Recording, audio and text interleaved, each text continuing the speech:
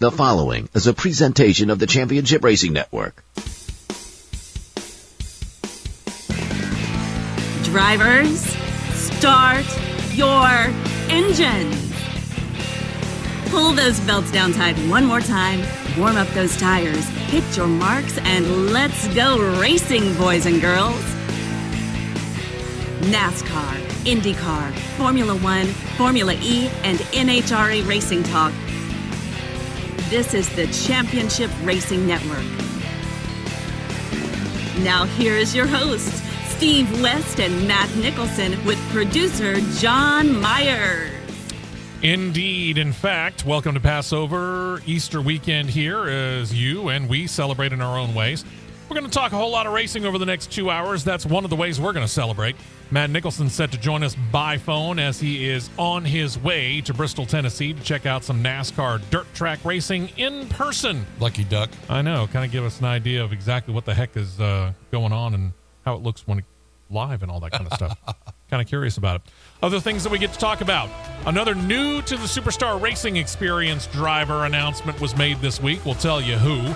NASCAR dealing with penalties on the appeals side and handing them out. One of them seems like retribution. Hint. Got controversy over the Formula One finish last weekend, and with dirt come dirt track specialists, we got all that and a whole lot more coming up as we get ready to drop the green flag on the Championship Racing Network next. Stay right here for more on the Championship Racing Network. In today's economy, small business.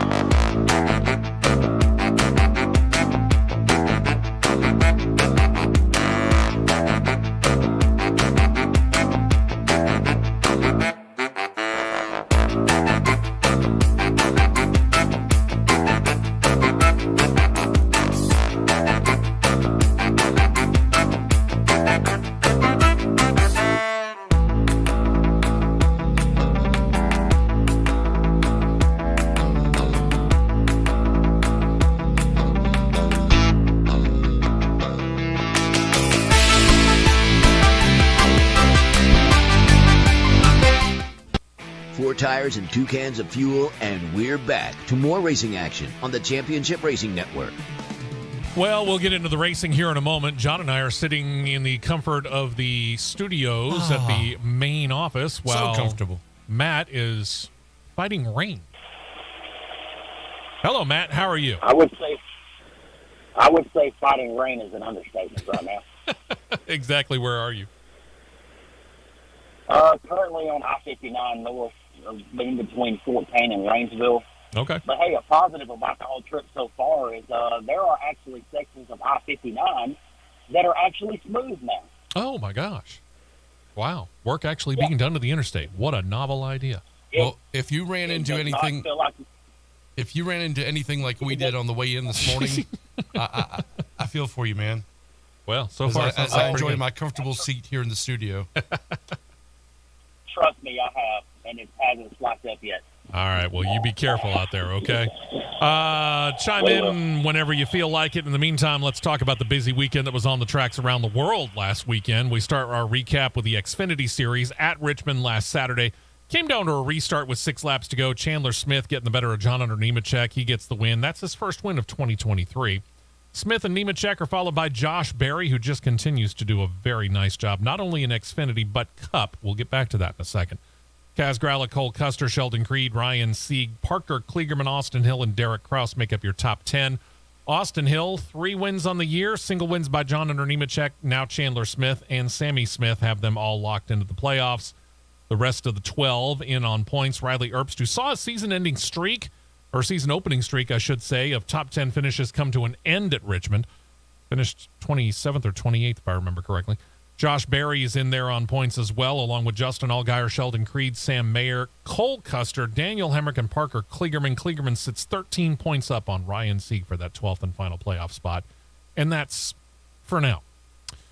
Craftsman Truck Series took to Texas Motor Speedway for a Saturday night event. Nick Sanchez leading 168 of the 172 laps, but a wreck between he and defending champion Zane Smith just after the white flag let Carson Hocevar get through and claim the win. His first career Truck Series victory.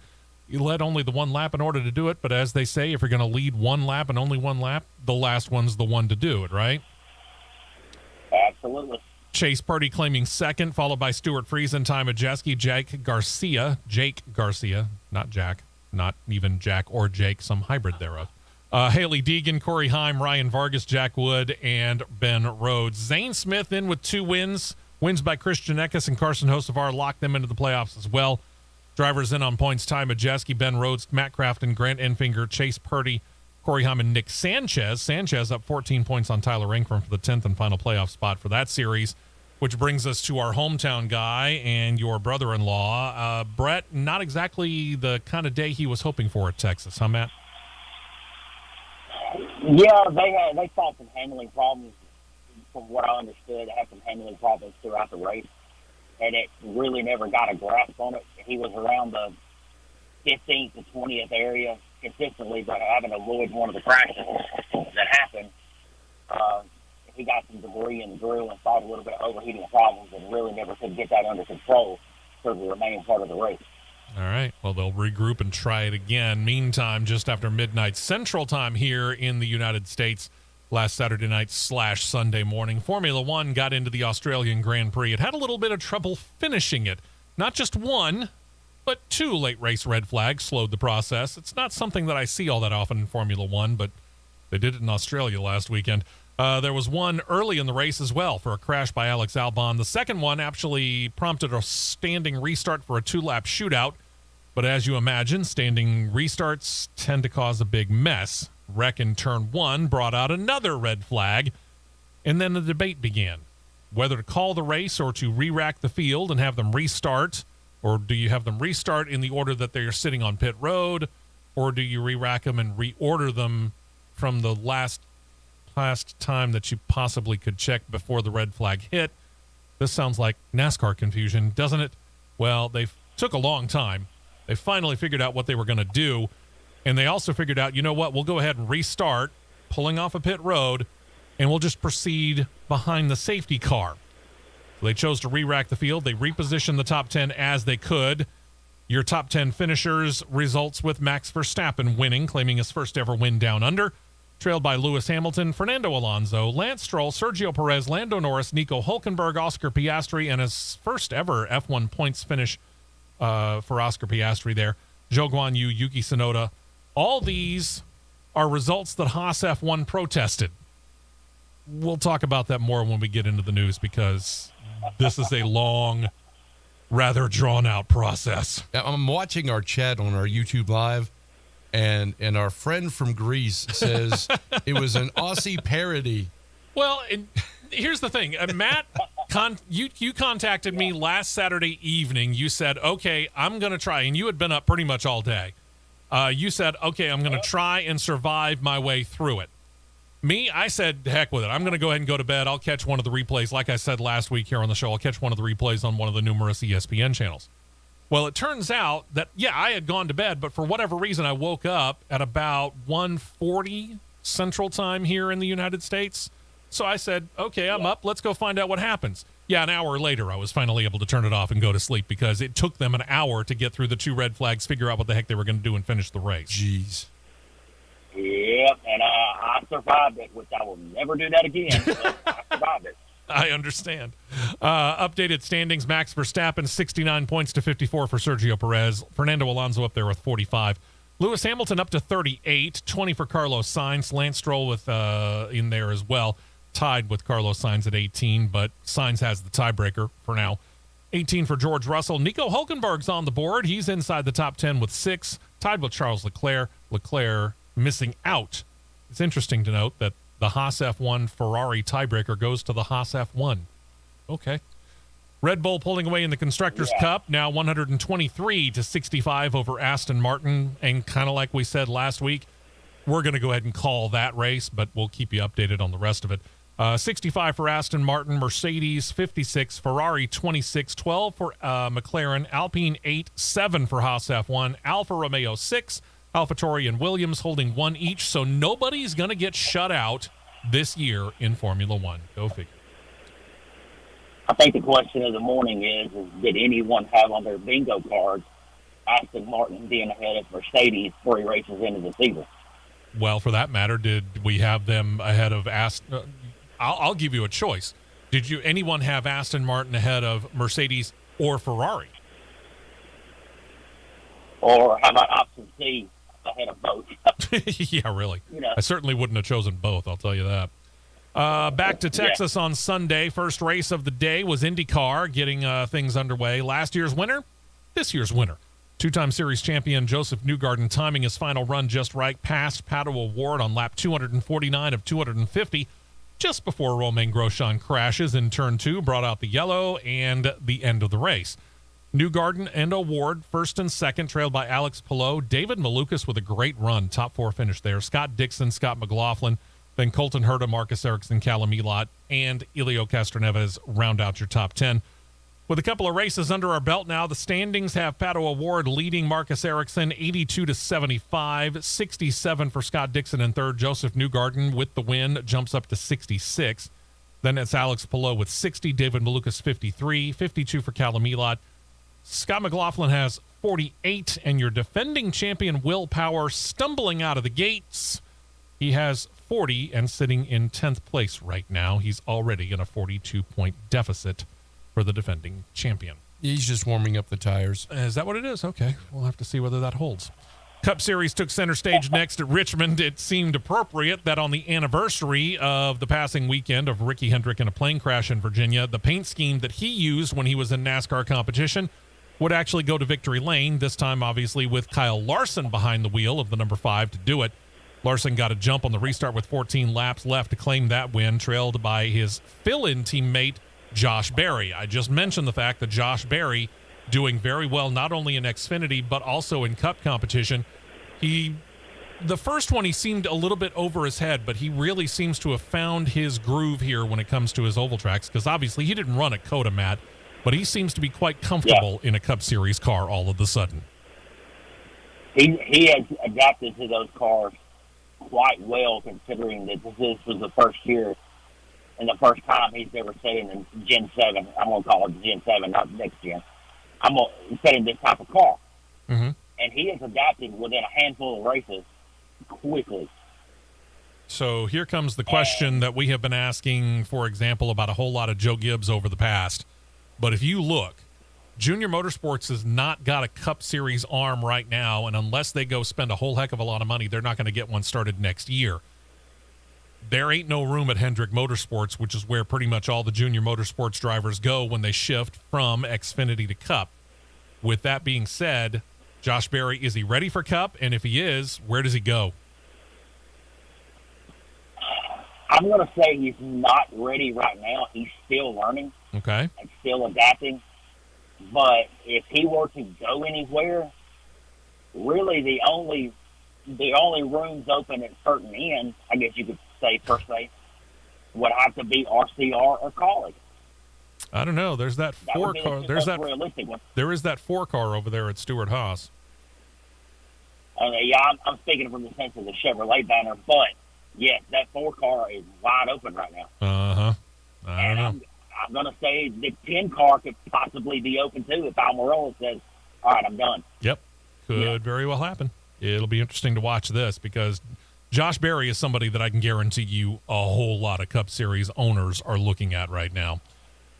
Let's see. In third place was Ross Chastain. Then you got Christopher Bell, Kevin Harvick, then Michael McDowell, Joey Logano, Alex Bowman, Ty Gibbs, and Brad Keselowski making up your top 10. 6 of the 16 playoff spots already spoken for. William Byron's got his 2 wins. Your single-time winners are Kyle Larson, then Joey Logano. Then you got Kyle Busch, Tyler Reddick, and Ricky Stenhouse Jr. Rest of your 16 in on points, and this is before any penalties were handed down. Hint. Alex Bowman, Ross Chastain, Christopher Bell, Kevin Harvick, Martin Truex Jr., Brad Keselowski, Ryan Blaney, Denny Hamlin, Austin Cindric, and Chris Buescher, who has the final playoff spot over Daniel Suarez by a rather slim 6 points. And that brings us to the National Hot Rod Association. They were out west in California at the newly renamed, very long In-N-Out Burger Pomona drag strip. If I keep saying that, they're going to have to deliver me food. It was the Winter Nationals. Delayed. Usually it kicks off the season, but not this year. Top Fuel came down to a race between Austin Prock and Justin Ashley. Ashley had a better reaction time, kept on to that lead, holding it all the way to the other end. 3.713 ET, 330.63 miles per hour. That's his second win already of 2023, his 7th career win. Ron Capps taking on Matt Hagan in the Funny Car Finals. Hagan a lot quicker off the Christmas tree and never trailed. Capps had to actually back off the gas, got the car under control. Otherwise, he would have crossed the middle line, which would have been an automatic DQ. Either way, he would have lost. Hagan pulling a 3.967 ET, 328.06 miles per hour. That's his second win of 2023 already. 45th win of his career to date. And Tony Stewart's been able to visit victory lane in the NHRA twice already this year. Matt Hartford pairing up against Dallas Green in the Pro Stock Car Finals. Hartford quicker off the light, but Glenn nose to nose when they passed the Christmas tree. So it wasn't that big of a gap. And there Glenn powers on to the win. 6.546 ET, 209.92 miles per hour. That's his first win of the year, 5th win of his young career so far. Quick rundown of the points. Your top 5 in each of those 3 divisions. Justin Ashley up 45 over Steve Torrance in Top Fuel. Mike Salinas 55 back, 64 back Brittany Force. Austin Prock now up into the top 5, but trails by 67. Matt Hagan leads Funny Car by 26 over Ron Capps. Alexis DeJoria 64 back. 71 behind is Robert Height. Bob Tasca the third, 74 out of first. And then you got Dallas Glenn. He takes over the Pro Stock Car points. He's got a 5-point lead. Here, it's easy for me to say. It's early in the morning, folks. On a tie between Matt Hartford and Camry Caruso. Troy Coughlin Jr., 26 out, and in 5th sits Bo Butner the third, 53 points back.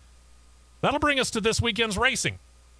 After such a big, busy weekend last weekend, this weekend, 2 races. Later this evening, weather permitting, the Weather Guard truck race on dirt. Bristol Motor Speedway airs on Fox Sports 1 and MRN Radio, 8 p.m. Eastern, 7 p.m. Central Time. Unless your name is Matt Nicholson. Yeah. Well, and that becomes the question. I mean, we could technically probably race in some light rain. Where's the cutoff? Where's the level for NASCAR on this as to whether or not they run in some rain? All right.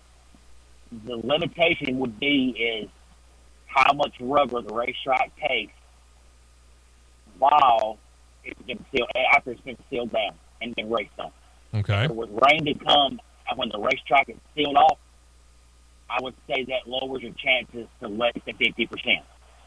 Okay. Now, I've been watching photos on social media and just looking and seeing how they had the racetrack groomed. It looks like to me that they had the racetrack sealed off before the rains hit yesterday when on-track activity was postponed. Mm-hmm. So I think it's going to be okay and in good shape because per the schedule for today, they're supposed to start doing track prep at, I think, 1:30 Eastern. Okay. And start getting the track ready. And the weather forecast for Bristol has improved drastically from where it was Thursday to early this morning. I think it's a 10% chance of rain after 5 o'clock today, so Okay. it should be in good shape. So you're saying there's a chance. And then Oh, yeah. what used to never happen is now happening 2 years in a row. Racing on Easter Sunday in the Cup Series, the Food City Dirt Race for the Cup Series getting on the Fox Network and PRN radio at 7 p.m. Eastern, 6 p.m. Central Time. So you got an evening race coming up if you're going to stick around there for tomorrow's events, which I assume you are, Matt? No, we're actually coming back. Oh, okay. All right then. Yeah, we're coming back. I got you. They're gonna have the Cup heat races this afternoon, so that'll be plenty enough for me. But we got an absolutely jam packed day tomorrow, so Yep. we're gonna come back tonight. Yep. I don't mean to ignore all the other racing that goes on around the world. Again, we are somewhat limited in the number of series that we cover on a regular basis. I know that there are a lot of other series that we don't cover that are racing all over the world, thanks to Athena over in Greece. I appreciate that. If you want to find out some of those, all you got to do is go on to YouTube and then just type into the search engine CRN Live. If you've already done that and subscribed, thank you, and tell your friends. If you haven't, go ahead and do it. And Athena's got quite the rundown there. French Formula 4. Wow. Good grief. Renault Clio Cup. GB3, GB4. A lot of options there. A lot of racing going on. I just touched the surface. Speaking of touching the surface, we've just scratched it here on CRN. We're going to get into some news. Penalties galore. We'll talk about them next on CRN. Stay right here for more on the Championship Racing Network.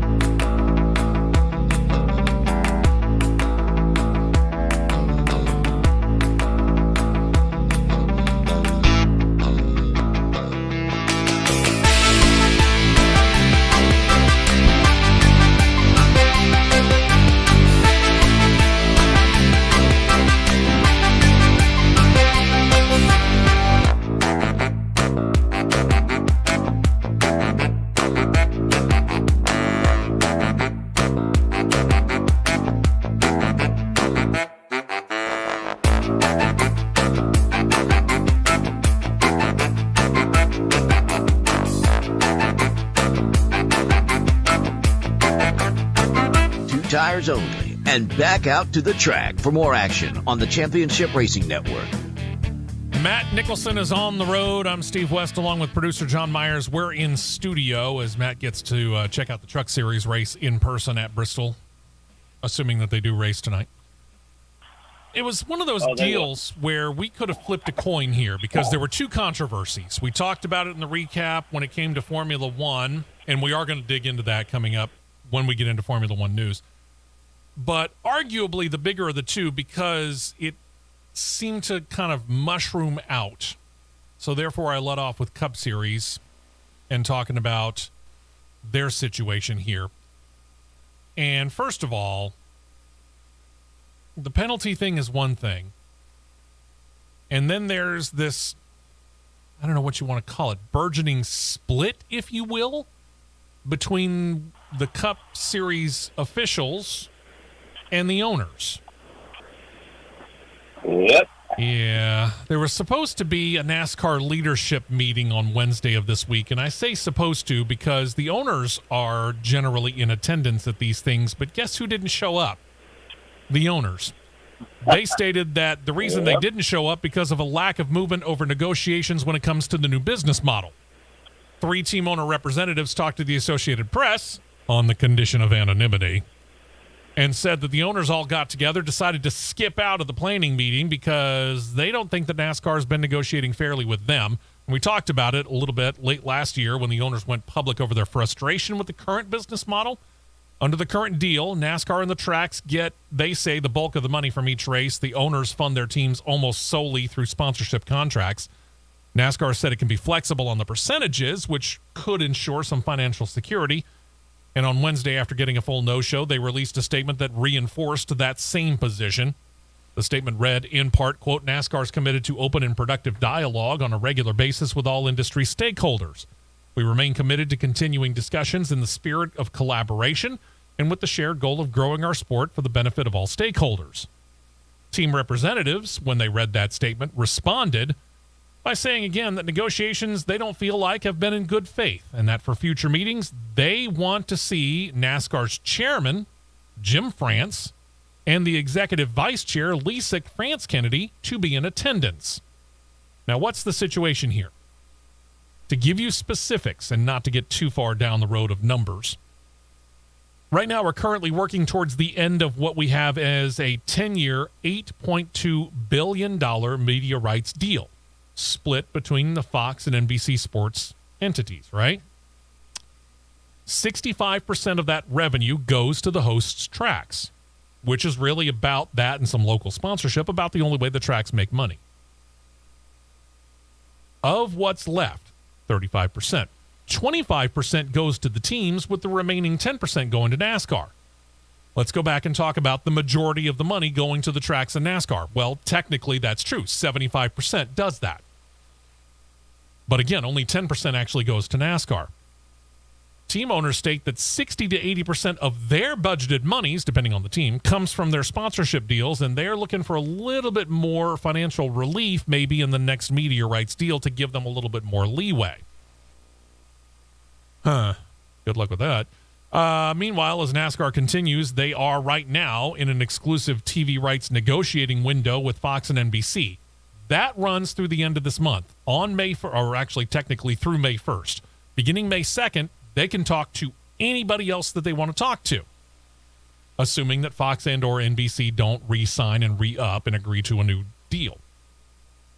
Now, ABC and ESPN have been mentioned as coming back into the NASCAR world. Then you've got CBS. You remember, CBS lost the Superstar Racing experience to a deal that puts them on Thursday nights on where? That's right, ABC, ESPN. NBC, as we know, they've got the entirety of the deal with Indycar. So they're kind of juggling back and forth between NASCAR and IndyCar until October, when IndyCar season ends. Fox, in the meantime, they seem very, very happy with what they got. So we got a lot of this stuff to go. We've got to figure out who it's going to be that's going to be their TV partners. We know they're radio partners. That's MRN and PRN, period. IRN when they go to the Brickyard.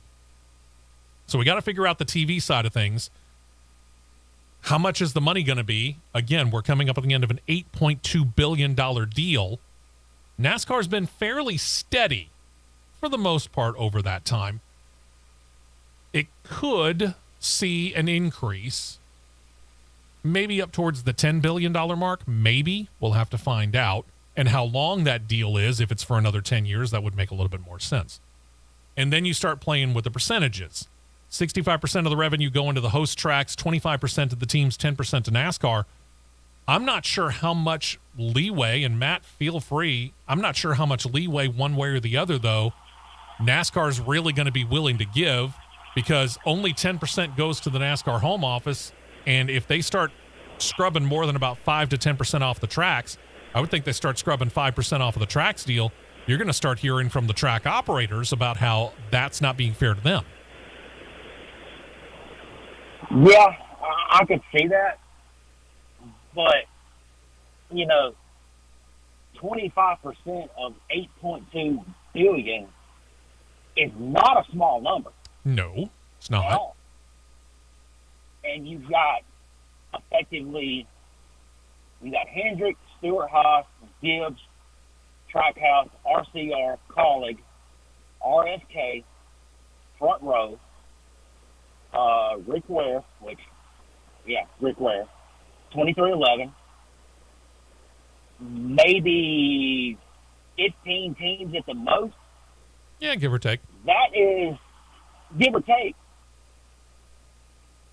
what would you say? That'd be an average of what?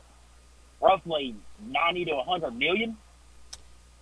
Yeah. 25% of 8.2 billion is 2.05. Roughly 2 billion. Yep. Split between. I don't. I'll just to make it easier, I'll say split between 20 teams. Just to make the math easier. That's $200 million a team? Mm-hmm. No? Yes. $100 million a team. Ish, yeah. John says 100 million per team. 100 million per team. It's not too shabby. And I get it. Shabby, but how is yeah. 20 with the way the business model is going these days, yeah, I can see that. Sure. But how can you not make $100 million run when it's been stated you can effectively run a strong, consistent team, i.e. Hendrick Motorsports or Stewart-Haas, for 15 to 25 million a year. Yeah. So you average it out to about 20 million per car. And we get that. I mean, that's, that's a significant outlay, but you're going out and they're getting the sponsorship. We're getting big name sponsorships, because, let's face it, you got big names over at Hendrick. You got big names over at Stewart-Haas Racing. It's not like you're going from week to week like Rick Ware Racing is. Sure. It's going to be interesting to see this process as it goes through, because, again, if they're going to have this split, and you said this, it feels like we might be going down a road that IndyCar experienced about 30, 35 years ago. I think it was 1996 or 1997, around there. Yeah. But the one thing that I've said on this very airways and this show a lot of times, the one thing that NASCAR has a really, really large problem with across the board is being transparent. Yeah, we're going to get back to that here in a second, too. There's a very big lack of transparency right now. Yeah. And it's leaving a lot of people doing some head scratching. Oh, sure. Absolutely. And the thing about it is it's not really going to – I'm not seeing it change. I mean, they can talk about it. I don't know whether you watched it or not. It was Thursday night, I believe, when the whole penalty things that we're about to talk about here in just a couple of moments, right after the break probably. Steve O'Donnell showed up on NASCAR Race Hub on Fox Sports 1, and he talked about the fact that, they really want to be a little more transparent. And Larry Mack even called him out and said, hey, the one thing that we're hearing, the one thing that I'm hearing is that the fans and the teams don't really know what the heck's going on. Everybody's screaming about it. And Steve O'Donnell said, yeah, I know. We've heard from the fans as well about a lack of transparency. So what are they going to do? They're going to take those hood louvers that we were been talking about the last couple of weeks. They're going to put them on display at the fan midway. All right, congratulations. What if I'm not going to Bristol? What if I'm not going to Martinsville? What if I'm not at Richmond? I can't see that. If this is going to be currently set up at Bristol, if they're going to start displaying it at Bristol, I will find it. Sure. And I will look at it. Well, yeah, and I would fully expect you to. They are. I fully expect you to do your level best to grab some pictures and put it up on the CRN page. But again, shouldn't that be NASCAR's job? Shouldn't NASCAR be putting that up there and allowing Fox and NBC and all the other sports entities that are out there to have access to them so they can put pictures up on them? That's NASCAR's deal. Exactly. What they should do from here on out. All right. Apparently, they're starting to be a little bit more transparent, and here's my example. Because yesterday on Ballparkers' social media, with another penalty that came down, he gave the absolute metrics and the measurements and dimensions of what this penalty came from. Right. And I've got a problem with where this is at because NASCAR created their own problem with it. Yeah, I would agree. And it seems like they're kind of taking their ball and going home on it as well. Yeah, when you get to it, I'll explain where my problem is with it, and you probably have the same problem with it I do. Yeah. But they should whether it be through the main, let's just say the main thing through social media where everybody sees everything nowadays. Sure. All right. Here's the hood louver. Here's what a stock single source hood louver straight from the manufacturer looks like and what should be. Yep. And even go as far as to give the dimensions of which piece is where. Sure. All right. I like that. Then you put in side by side the part that is in question that was confiscated or the culprit. Yep. However you want to word that. Show us the difference. And you show me the difference. That's Be it. transparent. Yep.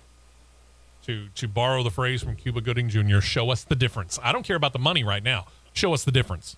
I want to know why you did that. And that brings us to the head-scratching situation when it came to the National Motorsports Appeals Panel. We'll start with Cowlick Racing and their appeal. Again, you remember the Hendrick Motorsports case regarding those confiscated hood louvers, vents, whatever you want to call them. NASCAR had taken hood vents from the number 31 Cowlick Racing Chevrolet, driven by Justin Haley, and they initially leveled the severe penalties, exact same ones. $100,000 fine, 100 driver points in the regular season. If they make the playoffs, they automatically start in a 10 playoff point hole, a 4-race suspension for his crew chief. Well, as we talked about on last week's show, the points deductions, at least, were rescinded from Hendrick Motorsports. They were given all 100 points back. But all the other aspects of those penalties to Hendrick Motorsports remain in place, right? So why the head-scratching part of this? The panel, this week, 3 different judges, do keep that in mind, decided to amend this particular penalty somewhat similarly. They kept the fine and they kept the suspension as initially stated. And here's the head-scratching part.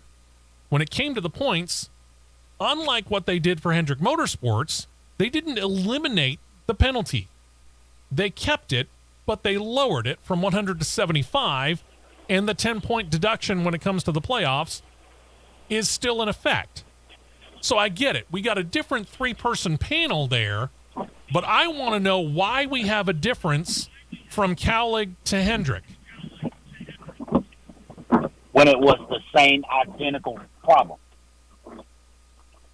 That's the big problem. Why the 2 judgments if it's the same problem and the same penalties initially were handed down? I don't know. I mean, I saw a list of who the judges were. The appeals panel. Lynn St. James was on the appeals panel for the one for college. Right. To where Shauna Robinson, of all people, was on the appeals panel for the Hendrick deal. Right. Who works for, there is a certain individual that Shauna's married to, a gentleman by the name of Jeff Clark. He works for Hendrick Motorsports. This doesn't make any sense whatsoever. I agree. Because you've got two identical penalties. All right. Team A, which is Hendrick, gets their full 100 points back, Mm-hmm. but Colleague only gets 25 of the 100 back. All the other penalties stand. Yeah. And I'm okay. Where is If they had been level across the board, I wouldn't complain about this. But they're not level across the board. They're not playing the same game. And I get it. The National Motorsports Appeals Panel is a separate entity from NASCAR. NASCAR doesn't have any say over this. The National Motorsports Appeals Panel gets their people and pulls them randomly from different time to different time whenever there's appeals to be heard. But I'm sorry, if you've got the exact same penalty for the exact same reason, the fines, the points deductions, and the suspensions are all the same, I want to know why when you amend a penalty, it's not the same across the board. It doesn't matter whether or not it's two different operations in 2 different weeks. Absolutely. We'll dig into this a little bit more, but like I said, it's a different 3-person panel. Calic hasn't stated whether they're going to go through the final route of the final appeals option one way or the other. I get the feeling they probably will, but otherwise, still, show us. Don't just put it on display at the track. Show everybody who can't make it to the track what these things look like. You got social media. Put it out there, NASCAR. That's where you need to go. We will be right back with more on the Championship Racing Network.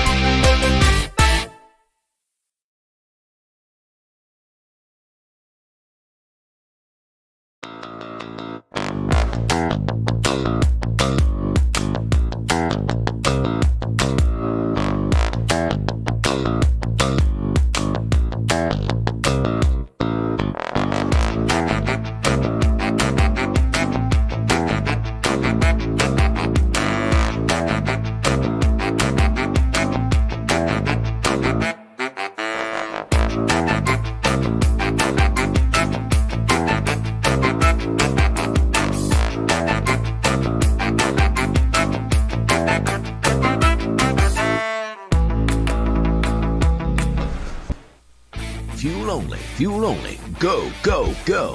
We're back to the Championship Racing Network. And don't mess with the greenhouse.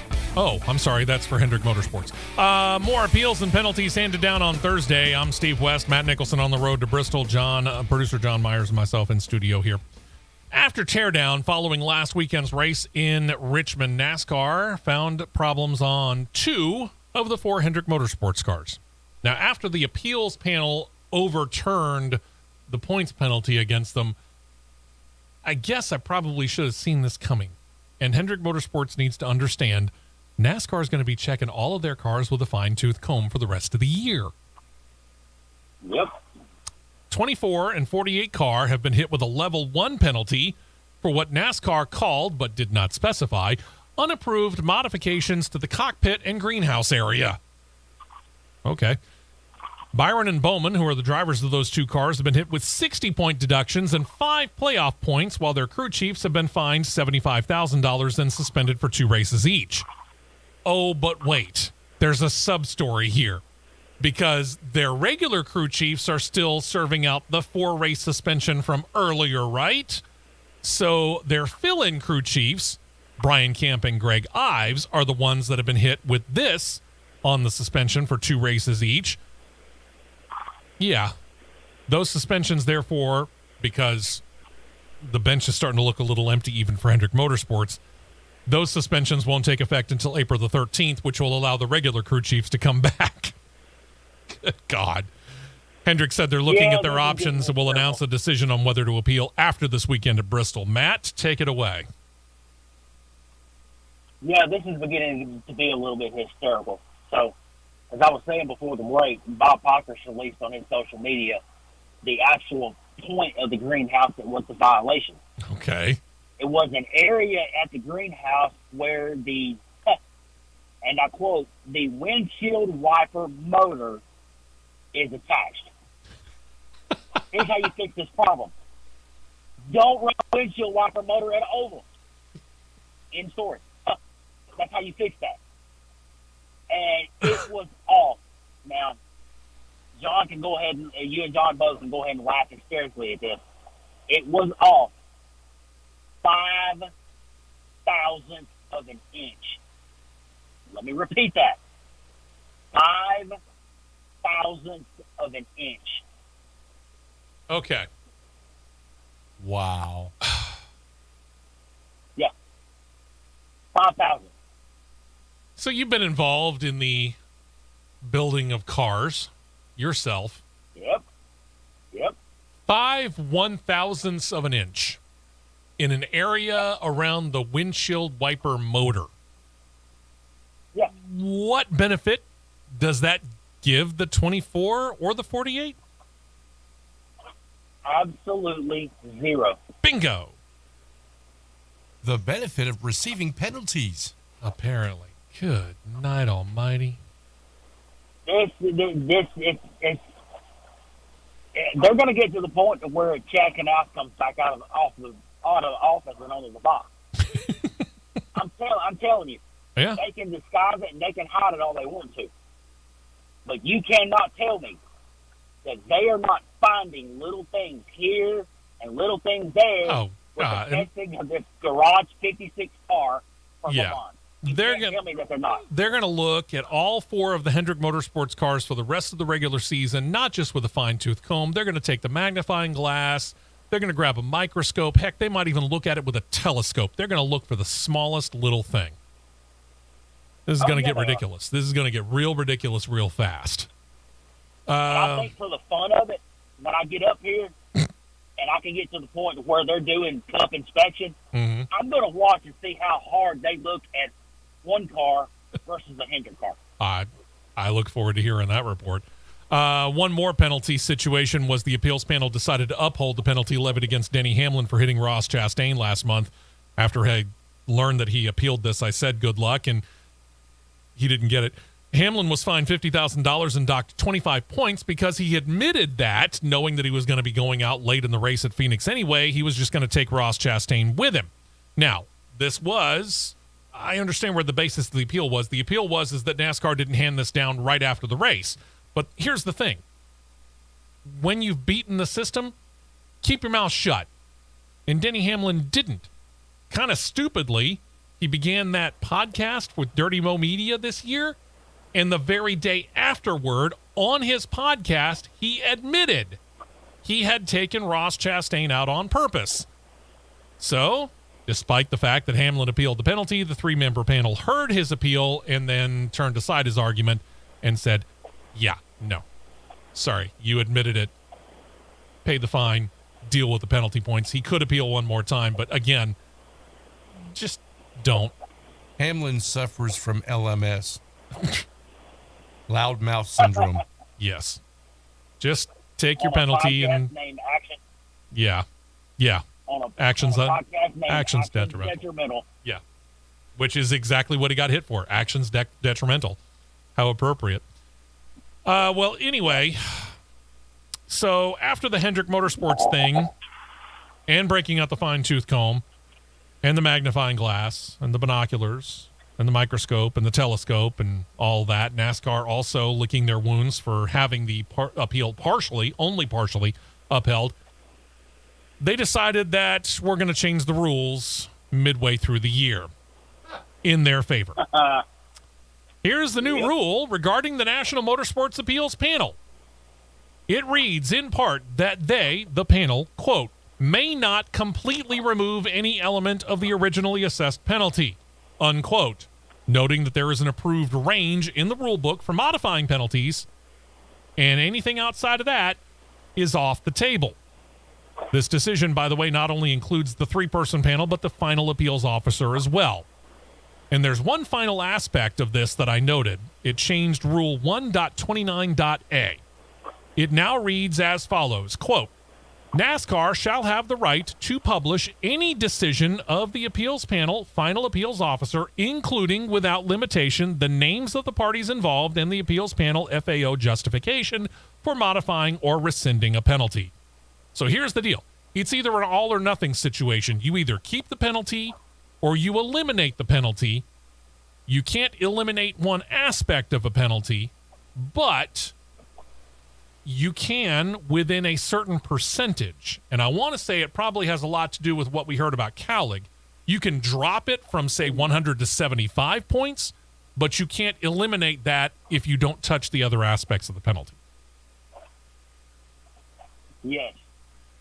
But in some aspects, what this sounds like, gentlemen, is the 3-year-old throwing a temper tantrum in a corner because they didn't get their way. Exactly.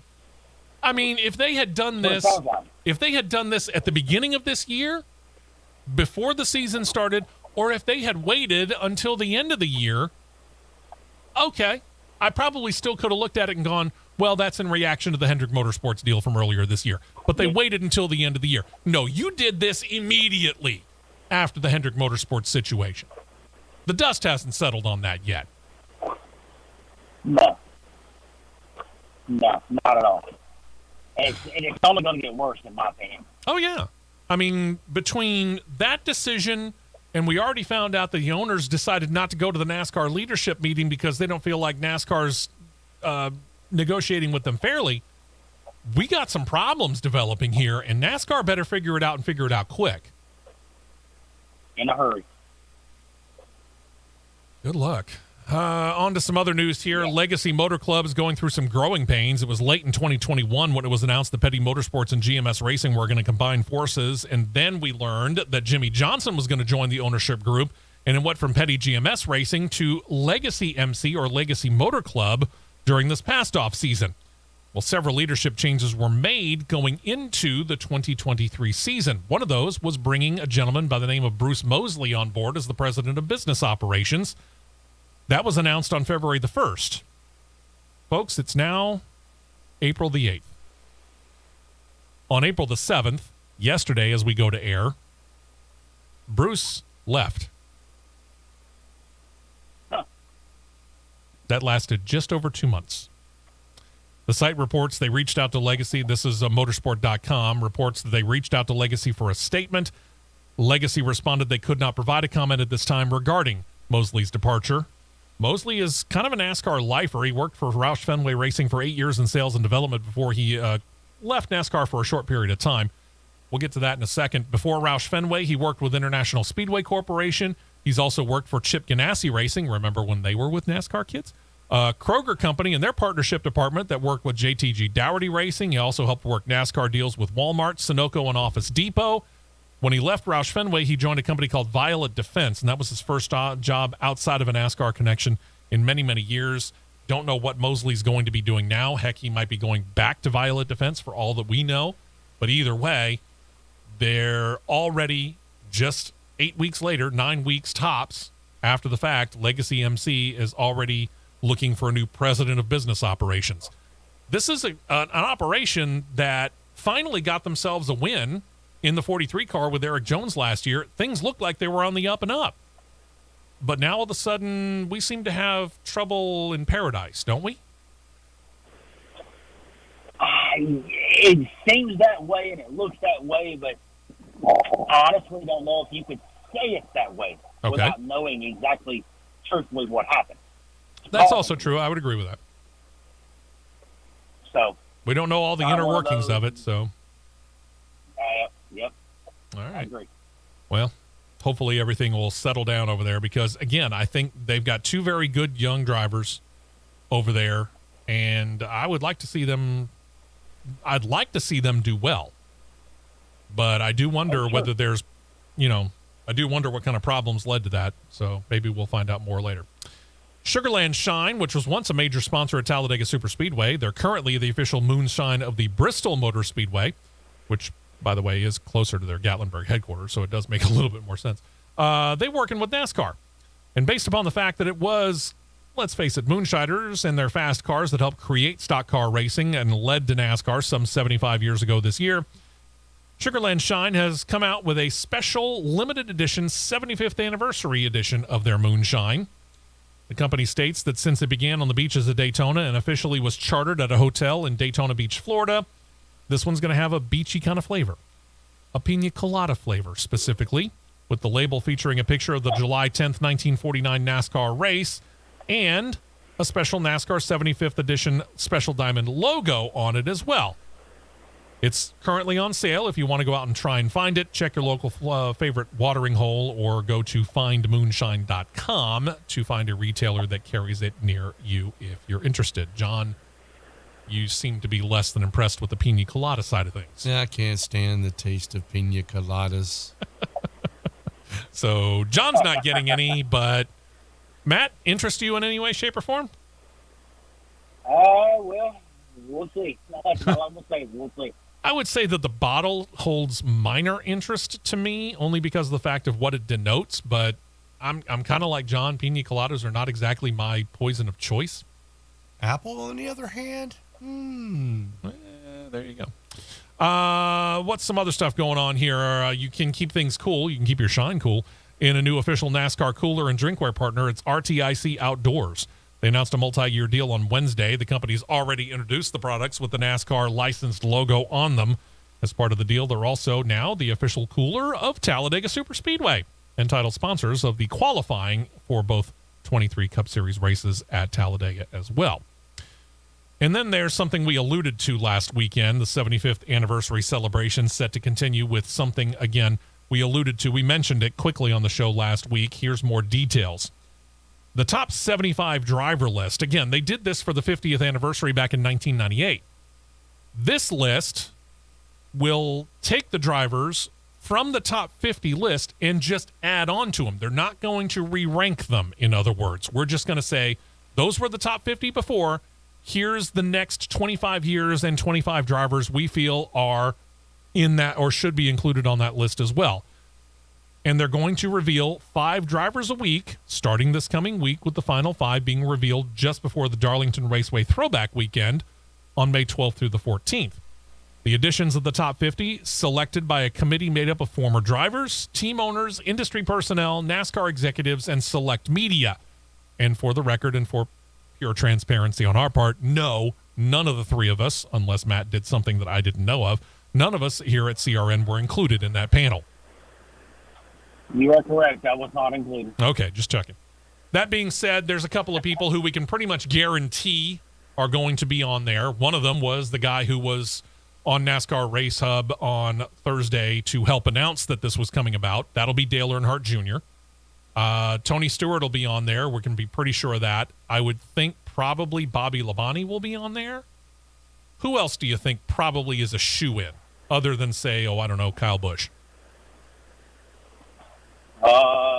You could say in the next 25, you would say Jimmy Johnson. Okay, yeah.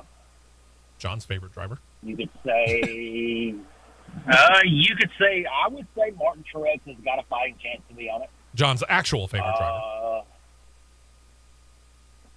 Yeah, true. Joey Logano? Kevin Harvick.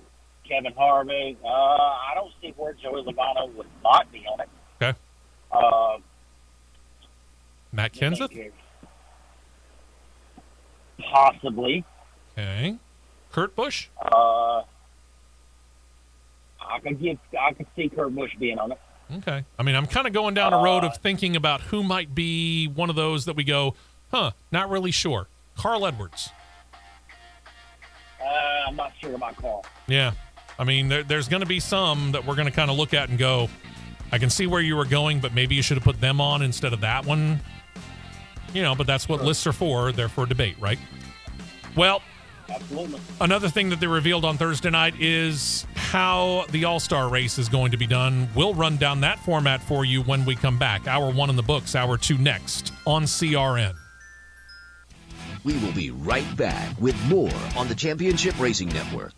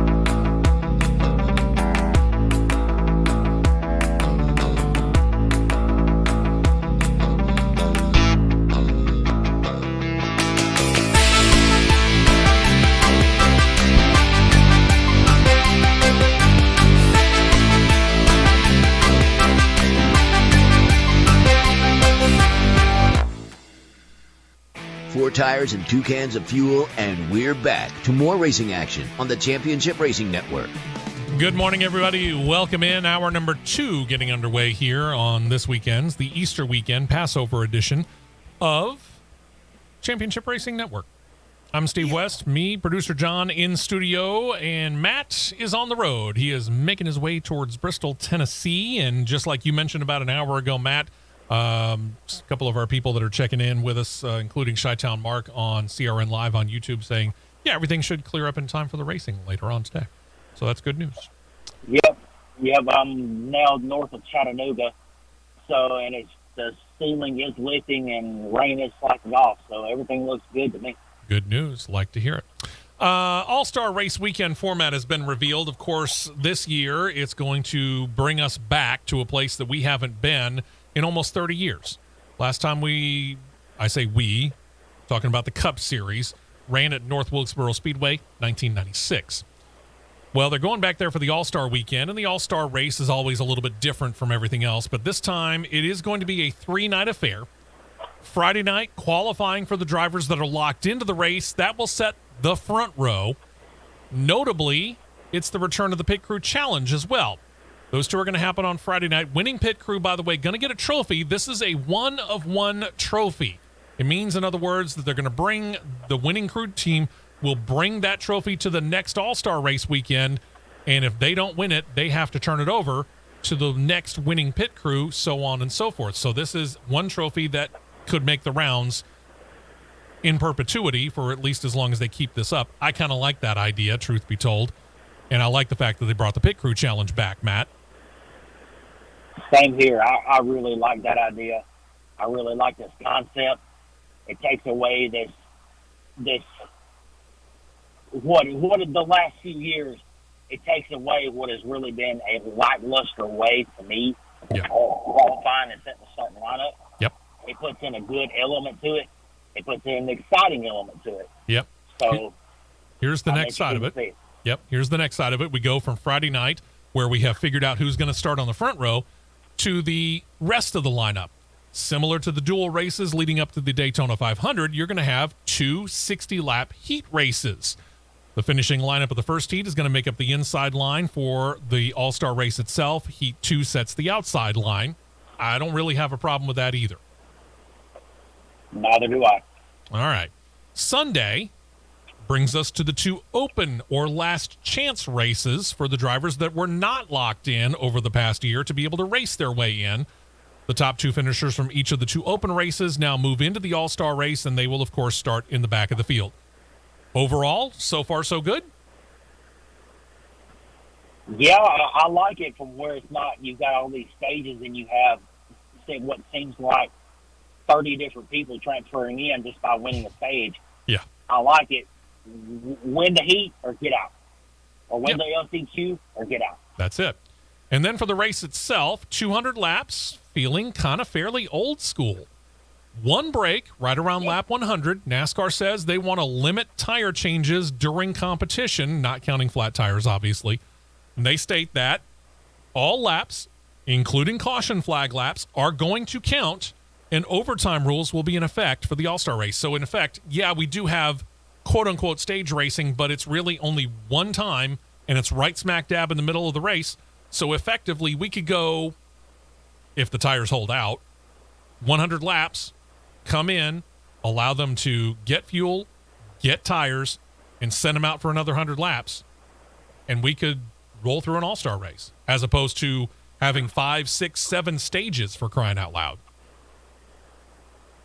Yeah, it's definitely, like you said, it's got that old school Saturday night short track showdown feel to it, where you got just the standard, it's nothing but a standard halfway break.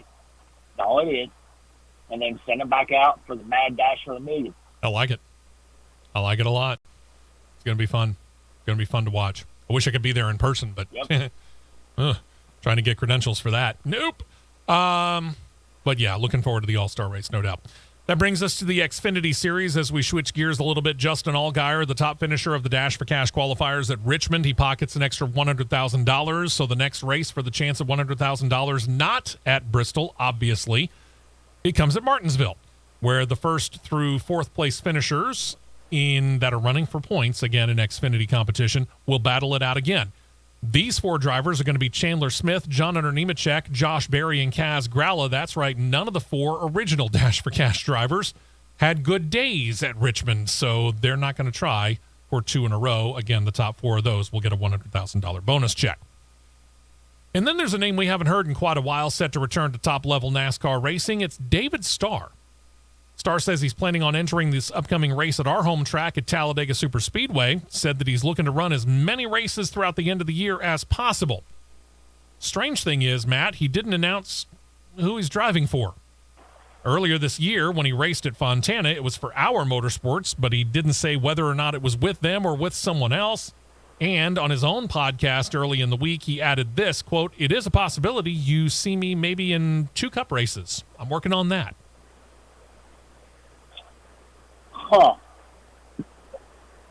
That's the head scratcher right there. If anything, I think you would probably see him in an SS Greenlight car for Xfinity. But with car, I don't know. Be interesting to watch. I don't know. Hey, I mean, I like the fact that he's coming back. You know, hey, more power to you if you can make it work.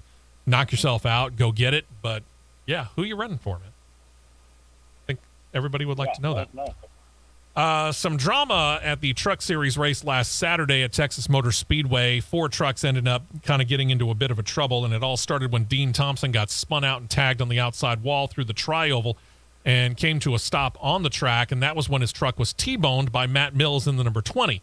Mills sat in his truck for a few moments before he began to climb out. Thompson began to immediately climb out to his own credit, but sat down against his truck. There were 2 other trucks that were involved. Both of those drivers were fine as well. Thompson, the reports stated, was able to, with some assistance, get to the ambulance. He was checked out of the infield care center, but they were somewhat concerned. So after the race, they sent him to a local hospital for further observation. He had deleted his Twitter account sometime back, but he reactivated it and posted later on that evening, Saturday evening, quote, "Just to update y'all, I'm doing good. Just getting some scans done, and I'm going to have a beer when I get home." I like the sense of humor. And he probably actually did. He added, quote, "Also, thank you to everyone for the love and support, especially the infield care center, nurses, and staff. Truly blessed to be able to do what I do." He's going to need medical clearance to be able to race tonight. As of Thursday, he underwent a series of medical tests and evaluations. NASCAR has cleared him. He will be able to race this weekend at Bristol. He will again be in his Tricon Garage number 5, weather permitting, which again, it looks like everything's going to be doing, and allow them to race later on this afternoon / this evening. But yeah, Dean Thompson, that wreck looked nasty. I mean, he did straight up get T-boned there, and as he climbed out, you saw him immediately climb out of the truck and then sit down on the track, leaned up against his truck. That's generally something that you start to worry about when you see, right? Yeah, that's an immediate sign of a possible concussion. Okay, you're going to be sitting down, gathering yourself. Sure. Which apparently, it's going to knock the breath out of you, no doubt. Oh, absolutely. But that was a sign of a concussion, in which he obviously cleared his concussion protocol. Yeah. But, with me talking with a helmet on and actually a team owner hat on, if I'm going to be in a Truck Series event that's a standalone, to where my normal spotters or my normal crews are not there, right, I'm going to have somebody on the spotter stand that knows how to pay attention, because there was absolutely zero excuse whatsoever for the 20 truck and the 46 truck to come barreling in like they did when the caution was out, I know, a solid 3 seconds. Yeah, they should have already been slowing down at that point. They should have been off of the gas, on the brake. The spotter should have been screaming, "Truck in the middle, go high," or "Go low, go low." Yeah, and I mean, or even diverted down pit road. Yeah, I mean, I get the fact that you are dealing with, split-second decisions and all that, but even me as a spotter and very untrained at that point in time, if you're my driver and I'm your spotter, I'm saying wreck in the tri-oval before the start-finish line, go high. Yeah, that and screaming, back it down at the same time. Sure, yeah. So there was no excuse for that whatsoever. Yeah. So thankfully everybody's okay. And again, Dean will be back racing later on tonight. For later today at Bristol Motor Speedway, as the trucks take to the high-banked, dirt-covered concrete track, several Moonlighters, shocking, going to be running, including Joey Logano. We talked about it on the show last week. He's going to be driving for ThorSport Racing. William Byron is going to jump into a Kyle Busch Motorsports truck. Chase Briscoe is going to jump into an AM Racing truck to prepare a bit for Sunday's Cup Series race. And then you got a couple of dirt track aces. One of them is Jonathan Davenport. Davenport's set to race the number 7 Spire Motorsports truck later today as we air live. And then he was going to drive in the Cowlig Racing number 13 Cup Series Camaro tomorrow. Davenport, you may or may not have heard of him. It depends on how big you are into dirt series stuff. I'm going to ask Matt about him here in just a moment. What I can tell you is this. Davenport, 39 years old. He's a 3-time Lucas Oil Late Model Dirt Series champ and a 5-time winner of one of the more prestigious dirt track races, the World 100. What else do you know about him? He is now the new official record holder for dirt late model racing of monies won in a single season at over $2 million in purse winnings. He won the Eldora Million last year when it was brought back. He's, for lack of a better term, he's essentially on the super team that is dirt late model racing, known as Double L Motorsports, which Mark Martin is a part of. Based out of Arkansas.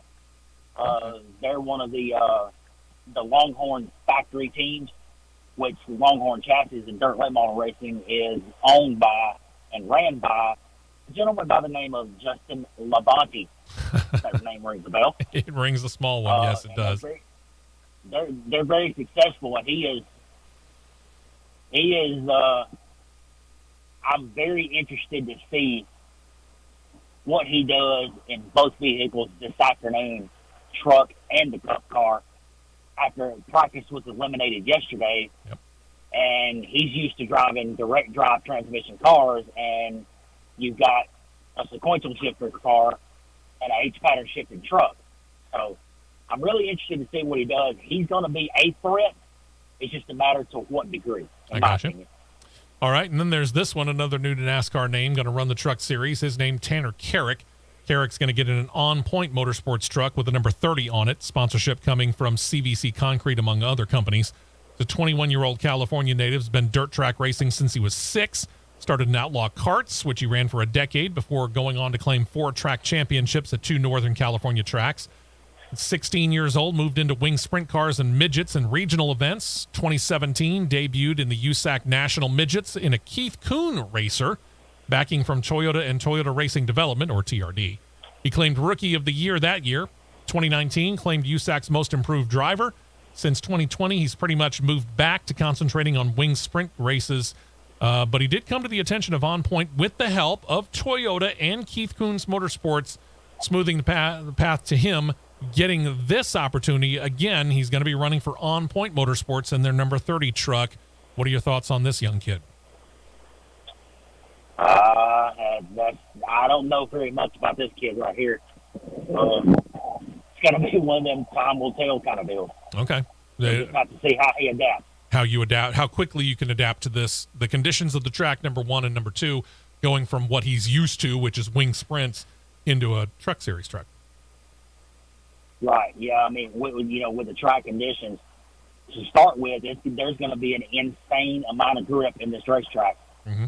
I'm interested to see how much rubber the track takes and how fast it takes the rubber to where when it slicks up, where the grip levels are, if they stay on the bottom, if they all go to the top, or if the grip stays all the way across. Okay. I'm interested to see what it does. Very cool. Speaking of tires and how much they're able to grip, not here for Bristol, but Goodyear, who's NASCAR's official tire provider for all 3 top national series, has announced they're going to join in on the throwback weekend festivities at Darlington as well.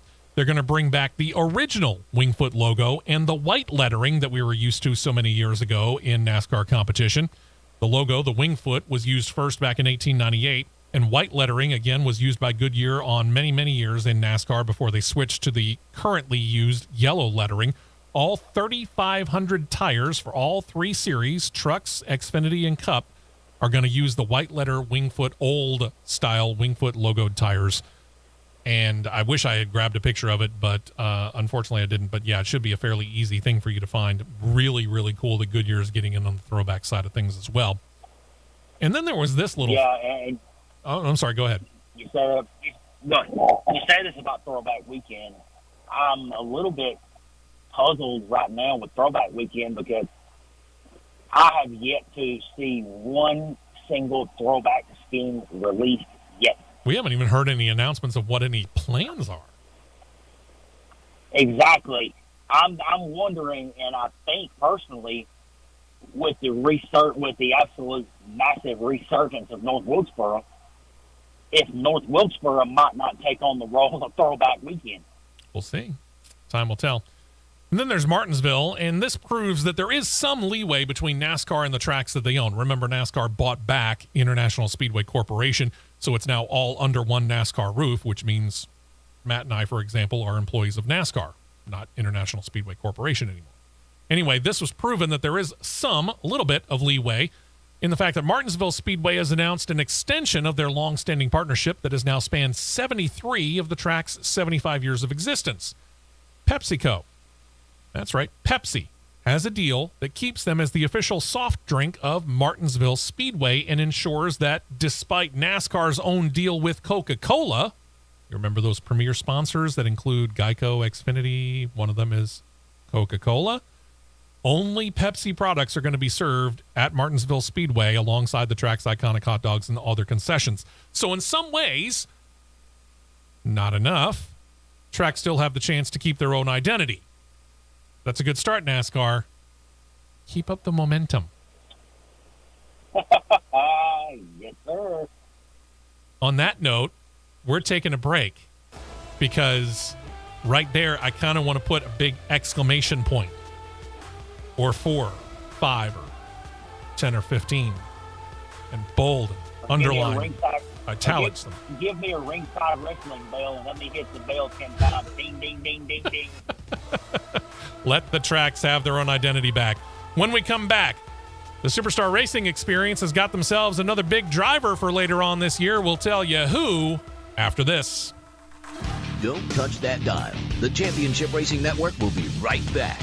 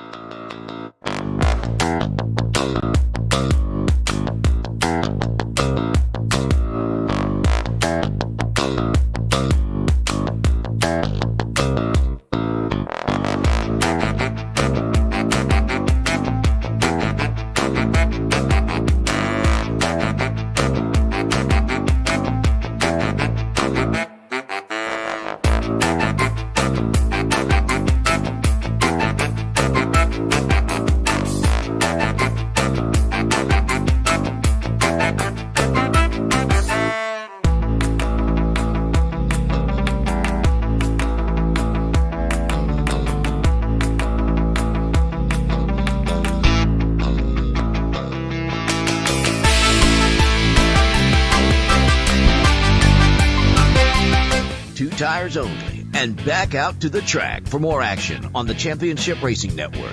Welcome back in here as, wow, this show is just moving right along, ain't it? Latest round of the NHRA Mission Foods Too Fast, Too Tasty Challenge saw Justin Ashley claim the bonus money and points from Top Fuel. Chad Green claiming them for Funny Car, and Pro Stock Car, it was Matt Hartford. They'll do it again later on in the year. The world of NHRA and SRX set to combine. Now, we have not really seen this yet. Again, this is only the 3rd season of SRX, but if you go back and look up IROC competition, yeah, a lot of it was cut, but we got a lot of Indycar in there, and that's what we've seen so far when it comes to SRX competition. But in that time, we've also seen local dirt track racers, pretty good dirt track racers, be able to come in and participate as well, kind of add into it. This will be the first time, though, that the NHRA has combined in on the SRX. I think, and Matt, you might know a little bit better than I do, did an NHRA driver ever participate in IROC? I want to say 1 or 2 might have. Not that I recall. The first name that would have come to mind would have been Bob Glidden or even John Force, but I can't remember that John Force or Bob Glidden ever competed in IROC. But with a combination of NHRA over to oval track racing, the most recent recollection that I have of that collaboration was back when the Prelude to the Dream ran at Eldora for those years. Okay. Several years, Cruz Pedregon and Ron Capps competed in dirt late models in the Prelude to the Dream charity race. Okay. Well, Ron Capps is going to come and try his hand at SRX, the Funny Car defending champion, 3-time and reigning Funny Car champion, Ron Capps. He's going to join when they go racing in July and August of this year. Capps has entered his name. He's going to run with the field at the aforementioned Eldora Speedway, August the 10th, the race 5 of the 6-race season. It'll mark him again as the first NHRA driver to participate in SRX competition. Capps said, quote, SRX pretty much took the motorsports world by storm 3 years ago. We all grew up watching the IROC series, and Thursday Night Thunder was something I never missed as a fan. To have these two things together is a dream for both the fans and the race car drivers, and it's an honor to be selected to join the SRX series this year. He admitted that over the last couple of years, when the Camping World Drag Racing Series was racing on the same weekend as SRX, not only did he, but many other drivers that were along with him all wanted to get done in time to catch the Saturday night races. Of course, that's not a problem. This year, they're all, as he noted, bringing back Thursday Night Thunder on ABC, ESPN. Pretty cool stuff. Going to be fun to watch. Yeah, he's a common sight to see on via iRacing running on any kind of dirt racing, and specifically. Okay. Case in point, I got in a dirt race with him the other night in trucks at Bristol. How'd he do? And didn't realize it was him. I think he was 10th, and I was 6th. Okay, so he can hold his own. He can. He'll race you really clean, too. Good. As opposed to being in the mud. We turn our attention, unfortunately, sadly, to IndyCar news here, where our thoughts and our prayers going out to the Foyt family on the loss of Lucy Foyt, AJ's wife. Born in Houston, Texas, 1938, she met a young AJ at Lamar High School. In 1955, the couple got married. They had 3 children, AJ the third, Terry, and Jerry. Larry is actually adopted. Larry's their technically biological grandson, but they adopted him as their own son and 4th child. He's currently the president of AJ Foyt Enterprises, the team that AJ started way back in 1965, 10 years after he and Lucy got married. Lucy became the matriarch of the family, included the 4 kids, 8 grandchildren, 21 great-grandchildren, many of which have been named in her honor in some way, shape, or form, and that includes the latest addition, Larry's own daughter, Lucy, who was born back in January. Lucy went into a Houston hospital a few days before she passed away from an unidentified illness. She was 84 years old. On to better news, with Catherine Legg taking her next step and attempting to qualify for this year's 107th running of the Indy 500. She's been out of the series for over a decade, really. IndyCar officials, which included tech director Kevin Blanche, wanted to make sure she was still up on her game. They wanted to see her behind the wheel, so she got into a Rahal Letterman Lanigan Racing entry on Monday after the race weekend, turned about 150 laps. The evaluation came back quickly as Blanche, who's nicknamed Rocket, looked at Legg and said, quote, "See you in Indy." I guess she did pretty good. Legg said of the evaluation run, quote, "It's been a great day, honestly. I got up to speed progressively, wanted to be smart about how I got back in and back up to speed, but I still feel like it came back relatively quickly. I felt pretty comfortable. The team did an awesome job making me feel comfortable. Yeah, happy days. Leg is one of 33 confirmed entries for this year's Indy 500. What does that mean? Again, Indy has kind of a limit where there's really 27, 28 full-time cars for any particular race, which this year that's about the most that we've had, I don't know, in a couple of decades easily. But for Indy, the Indy 500, they expand that field, and it becomes 33 entries. If you have any more, you get what we call bump day, which is effectively qualifying, but it's a different form of qualifying, for example, than what we see in NASCAR. It's kind of a little bit maybe more akin to what Formula One does in the fact that it is a timed session, and you get as many opportunities to go out there and try and get into the top 33 as you could possibly want until time runs out. Well, again, Leg's one of 33, but Racer.com reports that they know that a 34th entry is set to be announced soon. They say it will be announced by an Indy NXT, formerly Indy Lights operation by the name of Able Motorsports, readying a one-off IndyCar entry and doing so in pairing with the father-son combination of Neil and R.C. Enerson, which would put R.C. in the car, giving him another chance to qualify for the Indy 500. R.C. has qualified his way into 5 Indy 500s so far, 3 different teams, too. Dale Coyne Racing, Carlin Racing, and Top Gun Racing. That last attempt was actually with Top Gun in 2021. It was a chassis that he and Neil, his father, had bought, but Top Gun built out and operated. But when he failed to get into the race that year, the Enersons, well, they started looking at other options. They have now the completed racer and spare chassis back from the team, and they're looking with Able Motorsports' help to get into this year's event. It will also help Able because, as we've been talking about here, there's been a lot of interest now in finding Cup charters. Junior Motorsports is still investigating that, for example. There's also a heck of a lot more talk about teams wanting to get into IndyCar. Able Motorsports has been talking about beginning an IndyCar program themselves. This gives them a bit of a taste of what it is that they need to expect. 2024 might be too soon for Able, but 2025 seems pretty logical. What do you think? Well, I'm with you. 25 seems more logical than 24. Just where you can dot your I's and cross your T's and get all your ducks in a line to where you don't look like monkeys when you unload your car off the trailer and you don't know what you're doing. Sure. And next year brings in, if I remember correctly, next year brings in the new engine regulations for IndyCar. That'd give them a year to kind of get all the bugs worked out, and then they could come in without having to worry about the engine situation with the new hybrid aspect of it. And in 2025, get their feet rolling. Hit the track running, so to speak. Yeah, absolutely. All right. We'll keep an eye on that for you. That brings us to Formula One and the other big controversy of the weekend.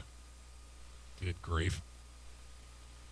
If you watched the end of the Australian Grand Prix, it lasted a lot longer than what you had initially expected. Again, races generally last about 2 hours, but when you get 3 red flags, 2 back-to-back with only a couple of laps left, it takes you about, another 45 minutes after the fact to be able to get in the rest of it. It was actually the third standing start of the race. You had the one at the beginning of the race, then you had an early red flag, and then you got the one on lap 57 of 59. And predictably, when you get late in the race and everyone's trying to make up ground and you have a standing restart, you get a big crash. In turn 1, took out 4 cars, created a mess all over the track. So race stewards red flagged the race again, brought the field down pit road, where the leaders crossed the line. That puts them officially on lap 58. Well, unlike NASCAR, Formula One has no overtime rules. So it led to a debate for the stewards while the crews were out there and the safety people were out there cleaning up the track. As we noted during the recap, they did decide to run that final lap behind the safety car, under yellow flag conditions, in other words. They put the field back into the top 10 standings as it was on the standing start, minus the cars that were wrecked out, leading to the top 10 that we listed in the recap. thing about it is, before the field was reset, in other words, as they came down pit road and were parked for that time, before the field was reset, Nico Hülkenberg, for example, from Haas F1, had a great restart, and with the help from some of the wrecked cars, that actually worked his way from just outside the top 10 to 4th place. And he was sitting in 4th place when the field was pitted. But with the field reset, Hülkenberg got moved back to 8th. Now, with the race under caution on the final lap, he did actually move up 1 slot. There's a reason for that. Carlos Sainz was hit with a 5-second penalty. Talk about that in a second. Haas F1 appealed to Formula One. The race should have been decided on the grid as they crossed the line on pit road, but the officials denied the appeal, saying that all the information that was taken into account on the basis of the team's argument, which was GPS data, had been inconclusive, and cited their own rule book, Article 57.3, which reads that the restart lineup should be set in accordance with the order at the, quote, last point at which it was possible to determine the position of all cars, unquote. Officials stated under the circumstances and, quote, based upon what we heard from the FIA representatives and from Haas, we considered that this was, in fact, done appropriately by the race director in this instance, and therefore we dismiss the protest. Let's start there. Your thoughts, because I think Haas F1 has an argument, but this is somewhat similar to what we talk about when it comes to NASCAR. This is all the video going back to the last point where they can actually figure out a lineup here. Who do you feel is more right? Is it Haas F1 or is it Formula One in this case? Personally, I think it's going to be Haas F1. Okay. Because now, really, the F1 cars have GPSs on them. Uh-huh. That GPS is not going to lie. That GPS is going to give you the exact point of where that race car is when it crosses the line to complete said lap, whatever they're on. So it brings up the question of where do they figure that the GPS data ended up being inconclusive? The GPS, in my opinion, the GPS data should have been inconclusive when everybody was probably in the code. Well, let me back up. Okay. I don't see any point where the GPS data could have been inconclusive. Reason because if the GPS is on them cars, and we know how F1 cars can get strung out and be widely spaced, how can you determine that the data was inconclusive? Because you've got clear points of where each car is on the racetrack. Sure. You bring cars into red flag, you take them back out to restage them. When they cross the time and scoring line on the finish line, that should reset via the GPS data. In my opinion. So, I don't disagree, actually. I think Haas F1 has a legitimate argument here. Yeah. Because they have a legit argument, in my opinion. Again, they don't have. If you look around tracks, NASCAR has specific points on the tracks where they can go and they can say, okay, this is the last part that you crossed, so this is the last official place where we have a lineup of the top 10, top 20, top 30, whatever it is. To the best of my knowledge, Formula One doesn't have that. Again, as we just noted and found out, there are apparently GPS systems inside these cars. That should tell you at any one given point in time where these cars are. And all you got to do is figure out the timing aspect of when you throw the flag to go from green to yellow or green to red or whatever it is that you went to, and figure out where those cars are at that exact moment. Or even the safety car before them. I don't know. But either way. I don't either. Yeah.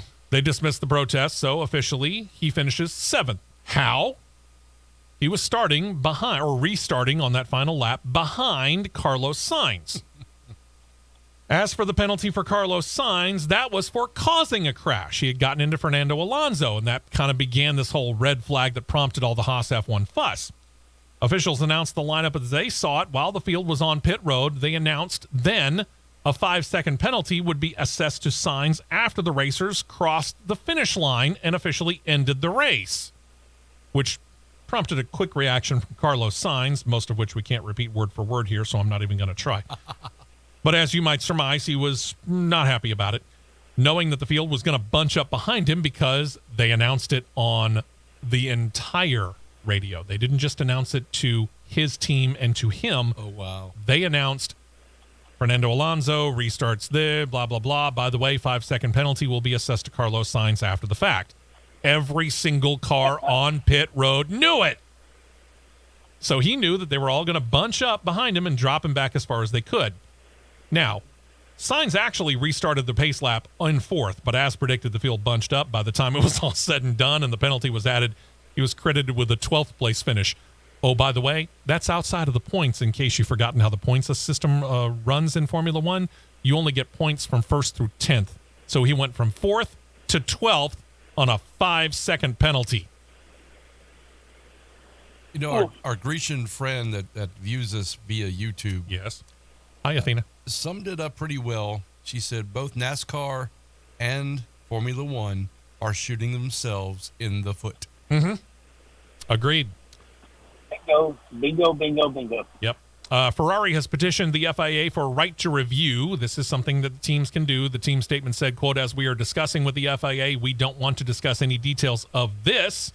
The only thing is the Gasly-Ocon condition, for sure. We had also the Sargent de Vries collision in turn 1, and the reaction of the stewards was not the same.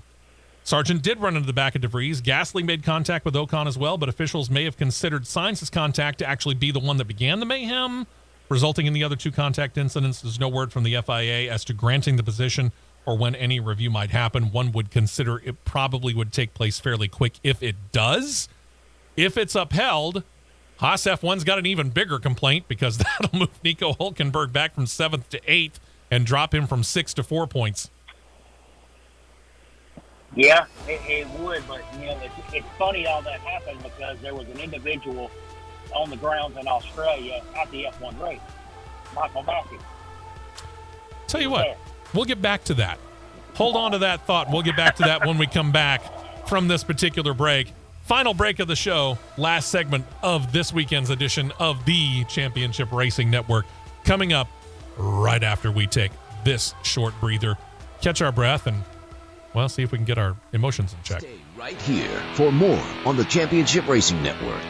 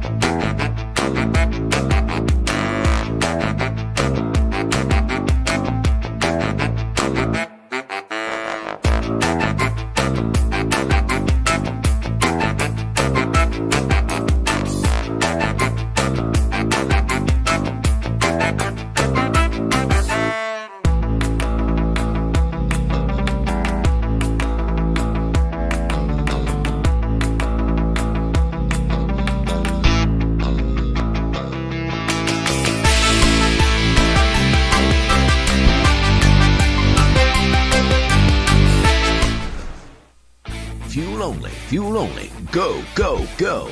We're back to the Championship Racing Network.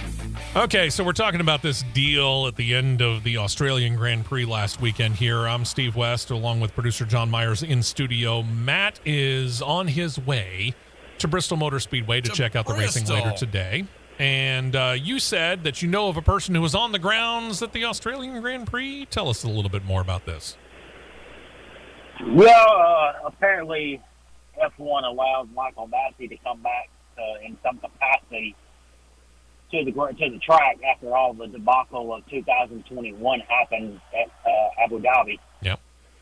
And it's kind of funny, all of that, how this controversial stuff happened when he shows back up. Yeah. You know? Apparently this follows him wherever he goes. I guess so. Michael Massey, for those of you that are trying to figure out where that name comes from, he was, for a couple of years there, he was the race director for Formula One, all races. And he was the guy that made the decision that put Max Verstappen right behind Lewis Hamilton and allowed all the other cars that were between Hamilton and Verstappen on the final race of the 2020, I'm trying to get my timeline right, 2021 season. 21. Yeah, allowed all those cars to do a pass round. And here's Lewis Hamilton as a sitting duck because he knows not only does Max Verstappen have new tires, he's got new soft compound tires. He knew he was dead meat. But we talked about it at length at that point in time and how probably really it shouldn't have been done that way, that Verstappen should have had to work his way through the lap traffic. But for whatever reason, Massey allowed that, and it created such a controversy that Formula One decided, you know what, this guy is too much of a hot potato. We're going to have to drop him. So away he went. Yeah. Now he's back. Yeah. Mm-hmm. Good luck with that. Speaking of Max Verstappen, we mentioned last week that Verstappen not really all that thrilled with the sprint race aspect of the now 6 weekends in the 2023 season having one. He said, by the way, that if too many more changes are made, he may not be too long for the series. I did state it, and I stand by it. If you're that upset over sprint races, take your ball and go home, or in this case, your steering wheel. Well, Yep. One change was indeed made, but it does seem to be a fairly nice change for Formula One because in this change, all 10 teams agreed on it. Every single last one of them voted in favor of it. The drivers and teams went to Formula One, said that doing 3 practice sessions on a sprint race weekend, pretty much useless because the second one always followed qualifying, and therefore that second practice session was held under parc fermé conditions. In other words, no actual work could really be done to the cars to improve their performance. So why in the world are we doing a second practice session? Kind of see their point. Pending the approval of the World Motorsport Council, which that's expected to happen during their April 25th meeting, at least they'll take it up at that time. If it is approved, scheduled meeting very timely because it's just before the Azerbaijan Grand Prix, the next event weekend where a sprint race is scheduled, it would come down like this. You'd get FP1, practice session number 1. Then qualifying, that would happen on the Friday of a sprint race weekend, with the qualifying to follow the similar 3-round format. Q1, Q2 will have shorter time frames. Q3 also basically going to be in there. But Q3 is not going to be a 7 to 10 minute block like it has been. On a sprint race weekend, it would be you get 1 at-speed lap. And that sets the lineup for the sprint race, which will now happen later on Friday. So you get FP1, qualifying, and the sprint race all happening on Friday. That sprint race would essentially take the place of the second practice session on Friday's schedule. Officials hoping that the drivers, therefore, would become a little bit more aggressive in trying to improve their position from qualifying in the sprint race, and then the sprint race, which would set the field for the actual Grand Prix on Sunday. FP3 would take place as usual, the Grand Prix itself as usual on Sunday. So FP2 is essentially, in this case, the sprint race. Not bad. Not a bad deal at all, in my mind. And you still have the chance to work a little bit on the car during FP3. Yeah, I mean, it's not a bad concept. I mean, it's much better in my opinion. Yeah. Hey, at least it showed that in this case, they listened. Maybe not in all cases. But hey, it's not like we can't point our fingers at some other series about not necessarily listening to teams and people that know better. But that's another story for another entire show. Let's see what else is going on. How about Williams being sued? Yeah, the Williams operation being sued by one of their former sponsors, Rocket. Rocket sponsored their car in 2019 and 2020. They filed a $145 million suit against the Formula One team, claiming, quote, fraudulent statements, unquote, that were made to them before they signed on as a sponsor. The company says that Williams officials at the time, which included former team principal Claire Williams, the daughter of the team's founder, Sir Frank Williams, and former Williams executives that I will not go on to list here, promised them, get this, a competitive car. History shows that didn't happen. Let's detail that history. Williams scored exactly one championship point in 2019. That happened with Robert Kubica, who placed 10th in the German Grand Prix of that year. The very next season, 2020, would prove no better. Actually proved worse. Goose-egged. Robert Kubica was gone. Nicholas Latifi came in. He racked up 4 11th place finishes, just missing out on points. But either way, nobody's going to call scoring 1 point in 2 successive seasons anything close to competitive. So is there a breach of contract ground here or something? That's apparently what they're trying to do.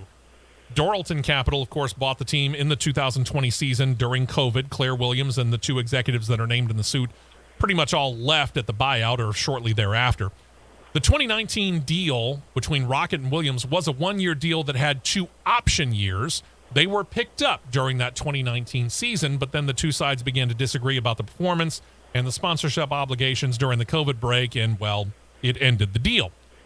This time, the claim states Williams, quote, intentionally and fraudulently concealed the fact that Williams Engineering simply did not have enough money to be able to develop a Formula One car that would be competitive, adding that, quote, as a direct and proximate result of the fraudulent statements made by the defendants, plaintiffs have suffered a significant financial loss and damage to their goodwill and business reputation, unquote.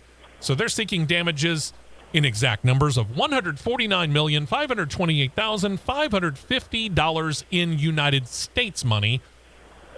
Williams talked to motorsport.com, and they said they're aware of the suit and called it, how very British of them, spurious. We'll see. I mean, again, they're kind of right. If Williams came out and said, yeah, we're going to build a competitive car for you, and in their 1.5 seasons of existence together as Rocket Williams, you get 1 championship point, it's not really what anybody would call competitive. Yeah, that's a very underwhelming, if you could say that. Yeah. I mean, I'm not whelmed at all, under or over. I'm simply not whelmed, period. Is that something you can do, not being whelmed? I don't know. Anyway. I don't know. Yeah. Fans being hit and or injured by debris flying off race cars is nothing new, even if a bit rarer these days than what it used to be. But at the Australian Grand Prix, a crash by Kevin Magnussen not only threw debris from his car all over the track, initiating the first of the 2 red flags that ended the race that we talked about a moment ago, but one of those pieces actually flew up into the crowd, hit a man, causing a cut to his arm with the carbon fiber piece. Nothing considered serious, thankfully. But this does have the FIA and Formula One officials talking to the race promoters, not only of the Australian Grand Prix, but many other races. They're looking into potential changes that include that all obviously want to continue to look out for the safety of the race fans. But I guess you got to ask this question: how high can you make the catch fence before it becomes untenable, in the idea that you're going to somehow continue to protect the fans that are in attendance from flying debris? It's a rare happenstance. Here's another. I have another thing on this. Okay, go ahead. So you've both watched F1 races, right? Oh, sure. And you know it's twisty, turny, and the whole track. You have spectators, especially along the turns. Sure. There's no fence there. Or there's some, and it's, about as tall as what we got. But when you start getting these guys going as fast as they're going, and, carbon fiber, it may be sturdy, but it's very light. All it takes is a situation like that flies up over that catch fence, which is not that tall. So I don't know. I'm not sure exactly what the solution might be. You can only raise it up so much. Yeah. I mean, at what point do you become a guardian of your own safety? Well, and that here's the thing: if you read the small print on the back of your ticket to get you into a race, I don't care what it is, I don't care what series it is. There's a rider on there that says you're taking basically the responsibility of, hey, this could happen. We don't anticipate it happening, but it could happen that something might go sideways that we aren't anticipating, and you might get injured. Better known as assumption of risk, waiver of liability. Yep, there you go. Once you buy that ticket, and this is assumption of risk. Yep, it's a big word right there. And truth be told, this is at every sporting event you could go to, because you could get a hockey puck flying up, and I know that they put nets all around, but sometimes nets fail, so you might get a hockey puck to the face, you might get a foul ball to your head in baseball, or even a home run ball, and if you happen to be in a nice, close, tight quartered stadium, who knows? You might get a football player in your lap. You never know. Things happen. It's the way it goes. One more note here before we wrap things up for this edition of the Championship Racing Network, and that deals with Formula E. And I see where he's coming with this. Sergio Sette feels apparently quite comfortable with his position in Formula E, enough to a point where he gives his opinion on what he thinks is best for the series overall as it gets ready to announce their 10th season schedule. In seasons 1 through 9, we're in season 9 right now, series officials have been seeking new races in new places because they want to expose this series to as many locations around the world as possible. Really, the only cornerstone markets seem to be Germany and the United States, with all due respect to England, which, let's face it, they were off the schedule for, 4 or 5 years, I think. Sette Camara would like to see things settle down a little bit. Think of it this way. Noted that the last race was in Sao Paulo, Brazil. This is the first time that they've ever been to Brazil. And that's one of 3 new markets already raced in this year. They already raced in Hyderabad, India. They've already raced in Cape Town, South Africa. Those were the other 2. And technically, although it is, and I just noted that the United States is a constant here, they're not going to be in New York City where they've been for the past few years. They're going all the way to the other coast in Portland, Oregon. So that's technically a new market as well. Sette Camara said he believes that these new markets, yes, have proven popular, but he also cautions that series officials need to begin to find consistency because they need to figure out a way to build what NASCAR, what Indycar, what Formula One, for example, have traditions.